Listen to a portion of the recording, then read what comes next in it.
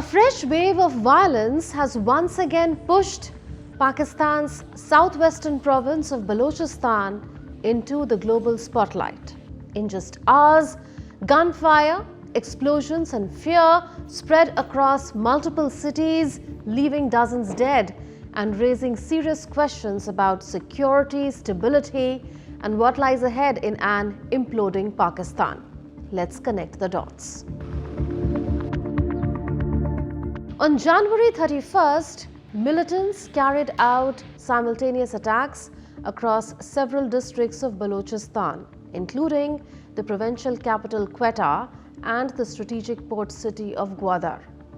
The assaults targeted security installations, police stations and key infrastructure, stretching law enforcement resources across the province. In Quetta, the provincial capital, the aftermath was visible across multiple neighborhoods. Burned out vehicles stood outside police stations, doors and walls bore bullet marks, and streets were cordoned off with yellow tape as security forces tightened patrols. Pakistan's military said 18 civilians, 15 security personnel, and 92 insurgents were killed.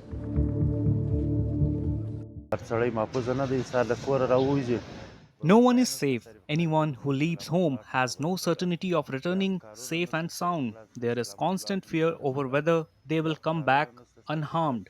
Business was already slowed down to the cold weather, and when such incident occur, chaos follows, forcing people to shut their shops and return home. Pakistan's junior interior minister Talal Chaudhary said that the attackers, disguised as civilians, entered hospitals, schools, banks and markets before opening fire. Authorities said that insurgents destroyed rail tracks, prompting Pakistan Railways to suspend train services from Balochistan to other parts of the country. The Balochistan Liberation Army, or BLA, claimed responsibility, describing the coordinated strikes as part of an operation called Operation Herof 2 or Black Storm. According to a report, the outfit said the new phase of Operation Herof was being launched to protect the motherland. The BLA claimed to have killed 84 members of Pakistan's security forces and captured 18 others. Pakistani authorities rejected these claims, saying security forces had prevented militants from seizing control of any city or strategic installation. BLA spokesperson Jiand Baloch said the group had targeted military and administrative structures, restricted the movement of enemy forces and pushed back troops in several areas. The latest attacks come just a day after Pakistan's military reported killing 41 insurgents in 2 separate operations in Balochistan. The province has long been the site of a separatist insurgency, with the southern and central regions predominantly inhabited by ethnic Baloch, many of whom have raised complaints about political exclusion and economic neglect. In response to a wave of coordinated gun and bomb attacks, Pakistani security forces launched a major operation in the restive province of Balochistan, killing at least 145 militants over a 40-hour period. We managed to kill 145 terrorists in 40 hours. This is the highest number since Pakistan is facing this war on terror. Provincial Chief Minister Sarfaraz Bugti also said that 17 personnel from various law enforcement agencies, including the police and the Frontier Corps, along with 1 official from the Navy, were killed. In total, at least 31 casualties were reported, with several others sustaining injuries.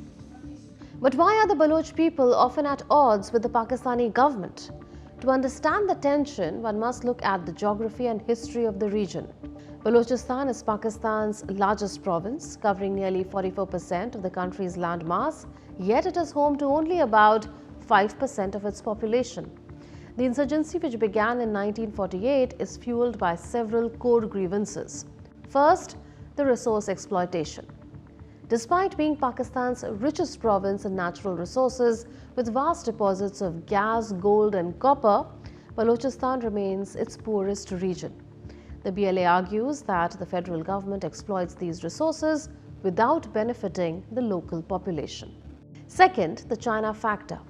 Balochistan sits at the intersection of Pakistan's security, economy and foreign policy, and all three are now under strain. The province anchors China's $65 billion CPEC initiative, a flagship element of President Xi Jinping's Belt and Road vision. The province hosts key infrastructure, mining and port projects, including the deep water port of Gwadar on the Arabian Sea. It is also home to major mining projects such as Reko Deek, operated by Barrick Gold, which is believed to be one of the world's largest gold and copper deposits. China separately operates a gold and copper mine in the province. Balochistan also borders both Iran and Afghanistan, a location made even more sensitive by ongoing regional instability.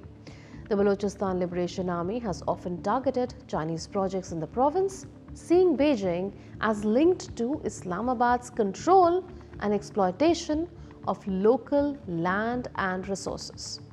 Next one is human rights concerns. Local activists frequently accuse security forces of enforced disappearances, a claim the Pakistani government denies. The Baloch Liberation Army is the most prominent among several ethnic Baloch insurgent groups that have operated in Balochistan for decades. It seeks independence for the province, which lies in Pakistan's southwest and borders Afghanistan to the north and Iran to the west. Baloch separatist groups and the Pakistani Taliban, known as Tehreek-e-Taliban Pakistan or TTP, have intensified attacks in Pakistan in recent months. The TTP is a separate group but allied with Afghanistan's Taliban, who returned to power in August 2021. Violence in the region is not new. In March 2025, Baloch separatists hijacked a train carrying 450 passengers, killing dozens in one of the deadliest attacks in recent memory. The conflict is affecting Balochistan's economy and security severely. Experts believe political dialogue and development are needed to solve the problem of Balochistan. That's all in this edition of Connecting the Dots. We'll see you in the next episode with more raging issues. Until then, it's a goodbye from all of us in the Delhi newsroom. This is Manun Bhattacharya signing off. Take care and stay safe.